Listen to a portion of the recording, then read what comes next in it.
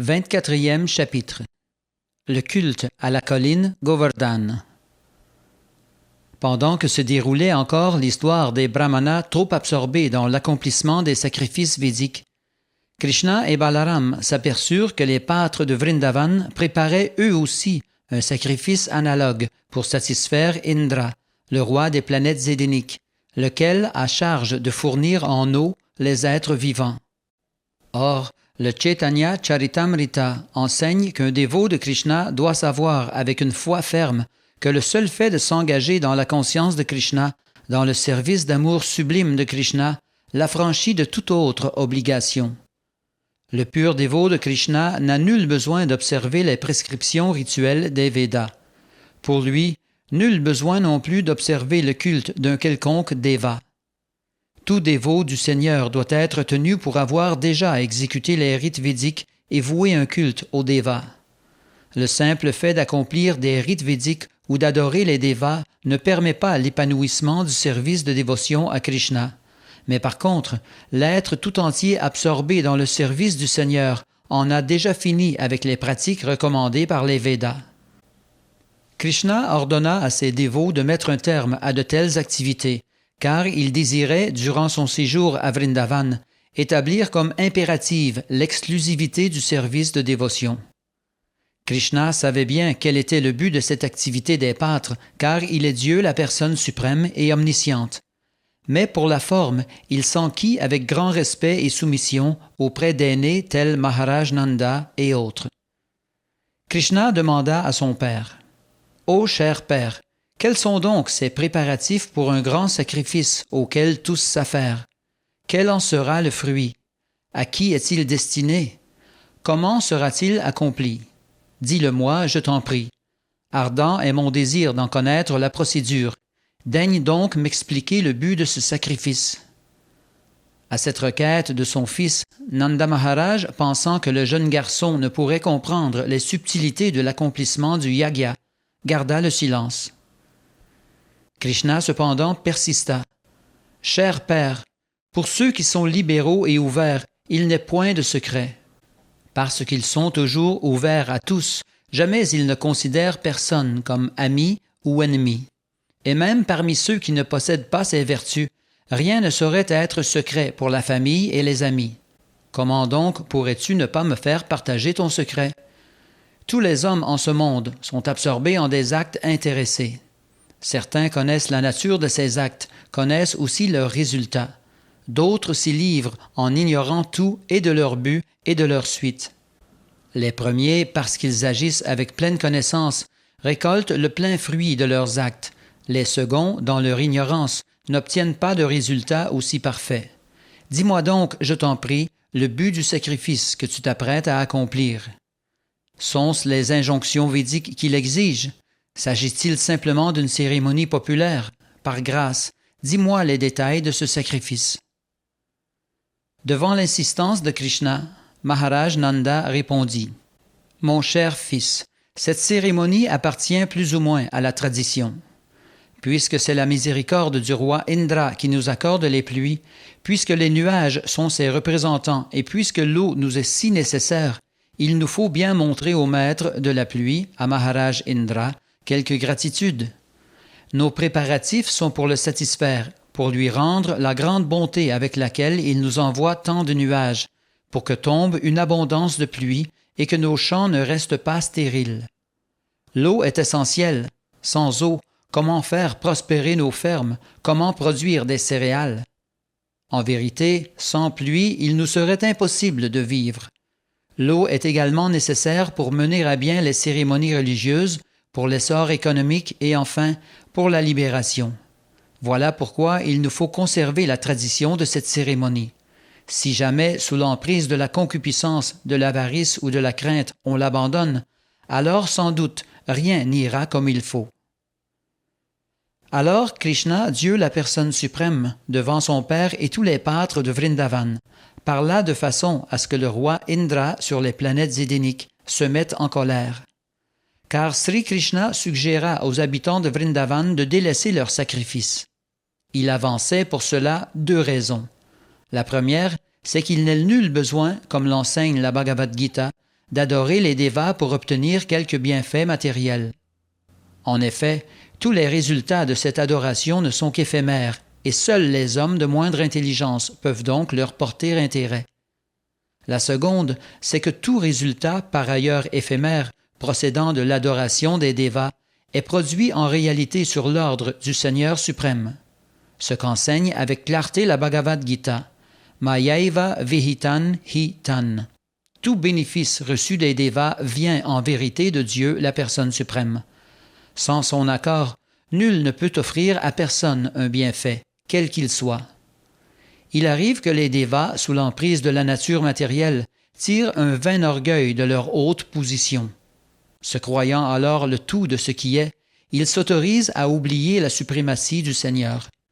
Le Srimad Bhagavatam dit en clair que par ces paroles, Krishna eut l'intention de provoquer la colère du roi Indra.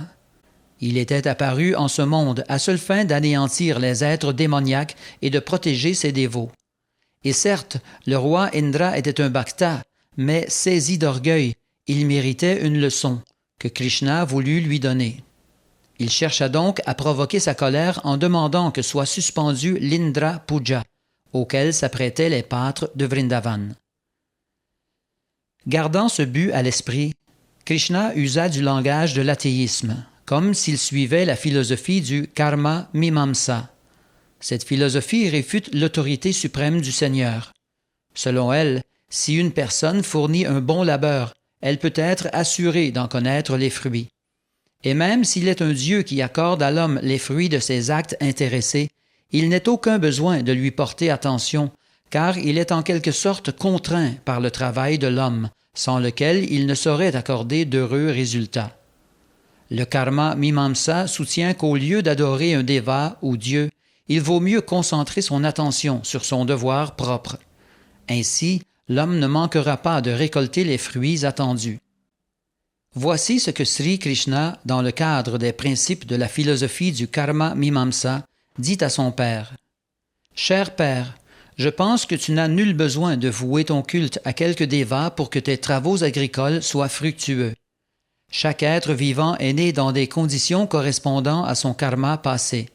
Chaque être vivant quitte son corps pour subir son présent karma.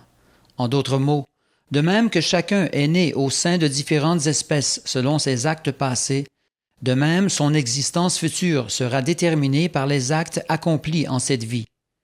Les divers degrés de bonheur et de détresse matérielle, le confort ou l'inconfort que l'être doit connaître procèdent des diverses activités auxquelles il se livre dans ses différentes vies. Maharaj Nanda et les autres anciens répliquèrent que nul, s'il omet de satisfaire les dévas majeurs, ne peut obtenir, par la seule force de ses actes matériels, d'heureux résultats. Et telle est bien la vérité. Il n'est pas rare de voir, par exemple, un excellent traitement médical par un médecin hautement qualifié, tout à fait impuissant à sauver un malade de la mort. Ni le traitement ni les efforts du médecin ne garantissent la guérison du patient. Pour qu'elle s'opère, il faut la main du Seigneur. De même, le soin que portent à leur enfant un père et une mère ne garantit pas son bonheur matériel. On voit parfois que malgré toute l'attention des parents, les enfants glissent vers la délinquance ou succombent à la mort. Ainsi, les causes matérielles ne suffisent pas pour rendre certains les résultats espérés. La sanction de Dieu, la personne suprême, doit entrer en jeu. Voilà pourquoi Nanda Maharaj soutint qu'afin d'obtenir pour leurs travaux des résultats satisfaisants, les pâtres de Vrindavan devaient plaire à Indra, le déva maître des pluies. Sri Krishna détruisit l'argument par l'idée que les dévas n'accordent de résultats qu'à ceux qui ont observé leurs devoirs prescrits. Aux autres, les dévas ne peuvent rien accorder. Ainsi dépendent-ils de l'exécution du devoir. Ils n'ont pas une liberté totale dans la distribution de bienfaits. « Cher père, dit Sri Krishna, pourquoi rendre un culte au déva Indra? Chacun, de toute façon, obtiendra les résultats de son travail. Ne voyons-nous pas que chacun s'absorbe dans un travail en conformité avec ses tendances naturelles? Et n'est-ce point la nature de ce travail qui détermine les fruits récoltés par les êtres, qu'ils soient hommes ou dévas? Seules ces œuvres déterminent si l'être revêtira un corps supérieur ou inférieur, s'il aura tendance à se créer des ennemis, des amis, ou provoquera chez autrui un sentiment neutre. Chacun doit veiller à ses devoirs selon son instinct naturel et ne pas laisser son attention se divertir vers l'adoration de différents dévas. Eux seront satisfaits par une exécution appropriée du devoir. Pourquoi donc leur vouer un culte? Accomplissons plutôt nos devoirs prescrits avec soin. En vérité, c'est la seule façon de connaître le bonheur.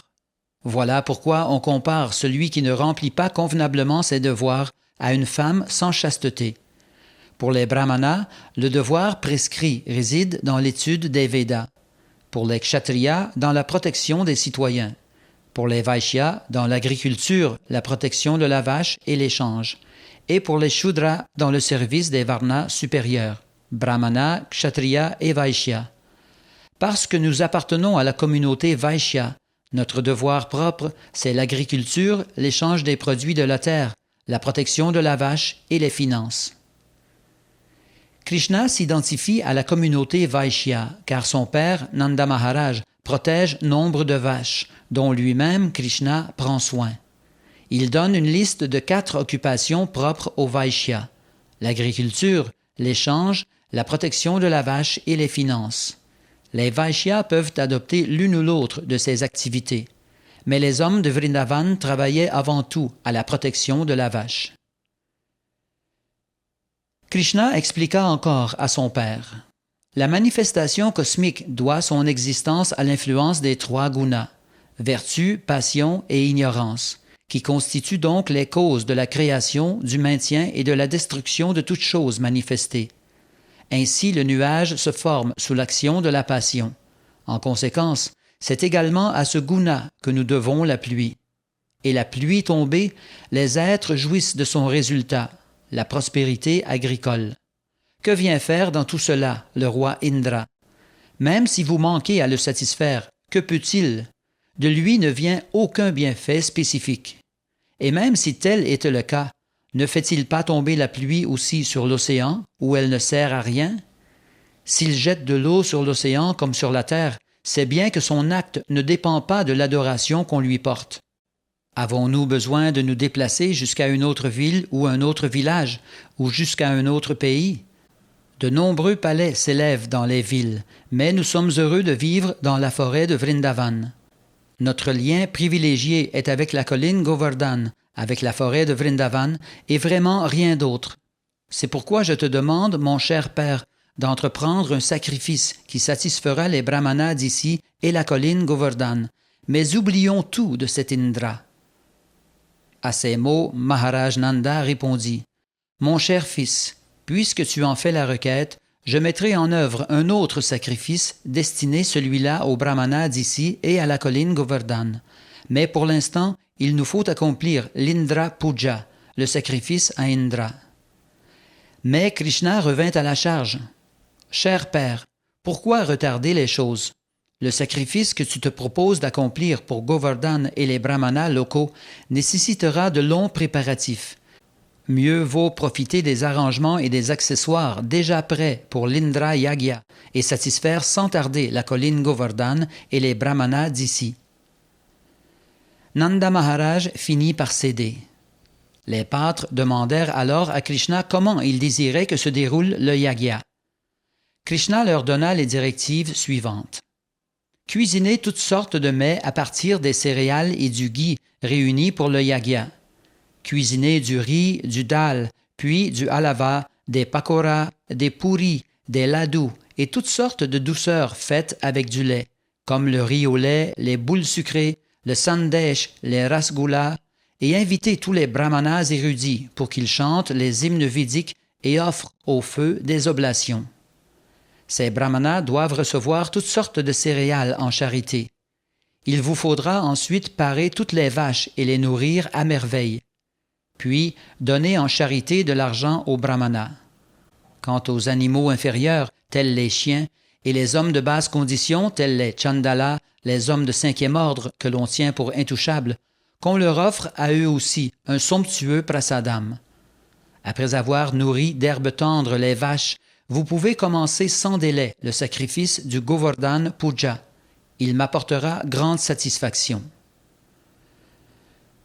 Sri Krishna a presque entièrement, dans ses indications, décrit l'économie de la communauté Vaishya. Tout membre de chaque communauté dans la société humaine ainsi que dans le royaume animal, chaque vache, chien, chèvre, etc., a un rôle à jouer.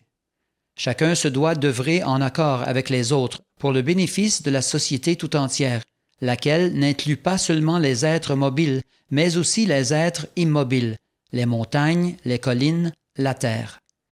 La communauté Vaishya, par la production de céréales, la protection des vaches, le transport des denrées lorsque c'est nécessaire et l'activité financière, se trouve tout particulièrement responsable du progrès économique de la société. Les paroles de Krishna nous apprennent ainsi que même chats et chiens, bien que sans grande importance, ne doivent pas être négligés. La protection de la vache garde cependant la première place. De même, les chandala ou intouchables ne doivent pas être oubliés par les groupes supérieurs de la société. Chaque être a son importance. Certains, toutefois, se trouvent au premier chef responsables du progrès de la société humaine, d'autres de façon plus indirecte. Quand règne la conscience de Krishna, chacun trouve ce qui sera pour lui le plus haut bienfait. Le sacrifice nommé Govardhan Puja est observé au sein du mouvement pour la conscience de Krishna. Sri Chaitanya Mahaprabhu a enseigné que puisque Krishna est digne d'adoration, de même sa terre, Vrindavan, et la colline Govardhan. Sri Krishna lui-même affirma que le Govardhan Puja doit être placé au même rang que l'adoration de sa propre personne. Depuis ce jour, le Govardhan Puja a toujours été célébré sous le nom de Annakuta. Dans tous les temples de Vrindavan et dans ceux des alentours, d'énormes quantités de nourriture sont préparées pour cette cérémonie, qu'on distribue ensuite somptueusement à l'ensemble de la population. Parfois, la nourriture est jetée aux foules et les gens aiment à la ramasser sur le sol même. Cet acte doit permettre de comprendre que jamais le prasadam offert à Krishna ne devient pollué, souillé, fût-il dans la poussière du sol. Aussi les gens le ramassent-ils et le savourent-ils avec grande satisfaction. Dieu, la personne suprême, Sri Krishna, pour châtier Indra, qui tirait par trop vanité de son état de souverain des planètes édéniques, conseilla aux pâtres de mettre un terme à l'Indra Yagya et d'entreprendre le Govardhan Puja. Les pâtres, simples et honnêtes, menés par Nanda Maharaj, acceptèrent l'invitation de Krishna et suivirent dans le moindre détail ses conseils quant à l'accomplissement du sacrifice. Ils vouèrent un culte à Govardhan et entreprirent une marche autour de la colline. Perpétuant la tradition, les habitants de Vrindavan, encore aujourd'hui, s'habillent somptueusement le jour du Govardhan Puja et se rassemblent auprès de la colline pour lui offrir leur adoration avant d'en faire le tour, eux et leurs vaches. Comme l'avait demandé Sri Krishna, Nanda Maharaj et les pâtres appelèrent les brahmanas érudits et ouvrirent la cérémonie d'adoration de la colline Govardhan par le chant des hymnes védiques et l'offrande de prasadam. Les habitants de Vrindavan se réunirent, chamarrèrent leurs vaches et les nourrirent d'herbes tendres. Précédés par elles, ils entreprirent une marche circulaire autour de la colline Govardhan. Les gopis se vêtirent avec faste et, assises dans des chars à bœufs, chantèrent les gloires des divertissements de Krishna. Réunis pour occuper la fonction de prêtre du Govardhan Puja, les brahmanas offrirent leur bénédiction aux pâtres et à leurs épouses, les gopis. Lorsque la cérémonie fut au complet, Krishna prit une forme gigantesque et déclara aux habitants de Vrindavan que lui-même était la colline Govardhan. Il voulut par là convaincre les bhaktas que la colline Govardhan et lui-même ne font qu'un. Puis il se mit à manger toute la nourriture prête pour l'offrande à Govardhan. Aujourd'hui encore, les gens respectent en la colline Govardhan Krishna. De grands dévots du Seigneur ramassent des pierres de Govardhan et leur vouent une adoration tout à fait semblable à celle que l'on porte à la Murti de Krishna dans les temples. L'adoration d'une pierre de Govardhan et l'adoration de la Murti, toutes deux se situent au même niveau. Pendant que dans cette forme gigantesque, il mangeait les offrandes destinées à la colline, Krishna, au milieu des autres habitants de Vrindavan, offrit son hommage à l'énorme forme dévorante de sa personne, de même qu'à la colline. Leur offrant ainsi son hommage, il s'exclama « Regardez donc, la colline Govardhan a pris cette forme gigantesque et nous montre ses faveurs en acceptant toutes nos offrandes. » Krishna dit aussi « Quiconque néglige d'observer le Govardhan Puja, tel qu'en personne je le conduis, ne connaîtra pas le bonheur. De nombreux serpents habitent Govardhan. Ceux qui négligent ce devoir prescrit, le Govardhan Puja, seront mordus par eux et en mourront. Afin d'assurer la bonne fortune des vaches et de leur propre personne, tous ceux qui habitent Vrindavan aux alentours de Govardhan se doivent, comme je le prescris, de vouer un culte à cette colline. » Ainsi, tous les habitants de Vrindavan, en accomplissant le sacrifice du Govardhan Puja, se plièrent aux instructions de Krishna, le fils de Vasudeva. Puis chacun regagna son foyer. Ainsi s'achèvent les enseignements de Bhaktivedanta pour le 24e chapitre du livre de Krishna intitulé « Le culte à la colline Govardhan ».